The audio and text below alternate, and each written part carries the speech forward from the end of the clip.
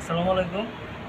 আজকের ভিডিওটি হচ্ছে যে যদিও আমি স্যালারির এই কাজ করি না, তারপরেও আপনাদের সুবিধার্থে বা বিভিন্ন লোক কমেন্ট করে এই ধরনের কাজ সম্পর্কে কিছু ধারণা বা এক্সপ্রেস নেওয়ার জন্য এই জন্য আজকের ভিডিওটা।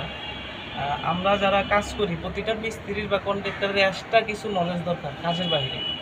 যেমন ধরেন আমরা এই একটা অবস্থা, এখানে থ্রেড টেপ পেঁচানো কোনোভাবেই সম্ভব না। আপনি কী করে পেঁচাবেন? এখানে সম্ভব না। সেক্ষেত্রে এক্সট্রা যদি কিছু নলেজ থাকে আমরা আগে থাকতে করে রেখেছিলাম। এই যে এখানে থ্রেড টেপ এই আগে পেঁচিয়ে রেখেছিলাম।